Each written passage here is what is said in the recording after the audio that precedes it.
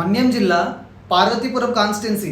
ఇక్కడ 2014లో టీడీపీ నుంచి బొబ్బిలి చిరంజీవులు గారు వైఎస్ఆర్సీపీ అభ్యర్థి అయిన జమ్మాన ప్రసన్న కుమార్ గారి మీద పోటీ చేసి 6129 ఓట్ల మెజారిటీతో గెలవడం జరిగింది. ఫైనల్గా ఇక్కడ సీట్ని టీడీపీ కైవసం చేసుకోవడం జరిగింది. ఇక 2019లో కనుక మనం ఒకసారి ఇలానే చూసుకున్నట్లయితే ఇక్కడ వైఎస్ఆర్సీపీ నుంచి జోగారావు గారు జనసేన పార్టీ అభ్యర్థి అయిన జి గౌరీ శంకర్రావు గారి మీద టీడీపీ పార్టీ అభ్యర్థి అయిన బొబ్బిలి చిరంజీవులు గారి మీద పోటీ చేసి ఫైనల్గా టీడీపీ మీద 24,199 ఓట్ల మెజారిటీతో ఈసారి ఈ సీట్ని వైఎస్ఆర్సీపీ గెలుచుకోవడం జరిగింది. ఇక ఈ 2024 ప్రస్తుత పరిస్థితిని కనుక మనం చూసినట్లయితే ఈసారి టీడీపీ జనసేన బీజేపీ కూటమి అభ్యర్థిగా టీడీపీ నుంచి ఈసారి బి విజయ్ చంద్ర గారు ఇక్కడ పోటీ చేయడం జరుగుతుంది. ఇక వైఎస్ఆర్సీపీ నుంచి ఈసారి కూడా జోగారావు గారు ఇక్కడ పోటీ చేయడం జరుగుతుంది. ఈసారి వీరిద్దరి మధ్య జరిగే హోరాహోరీ పోరులో ఏ అభ్యర్థి గెలుస్తారు అంటే ఇక్కడ కూటమి పార్టీ ఇక్కడ ప్రజల్ని ఆకర్షించడంలో కొంత వెనకబడి ఉందని చెప్పవచ్చు.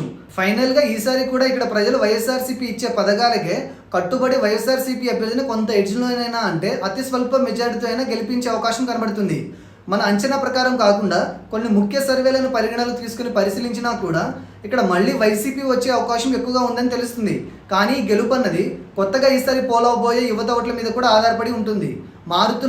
మారిన సమీకరణాలను బట్టి యువత ఎటువైపు మొగ్గు చూపితే ఆ పార్టీనే ఈ నియోజకవర్గానికి కూడా కైవసం చేసుకునే అవకాశం ఉంది.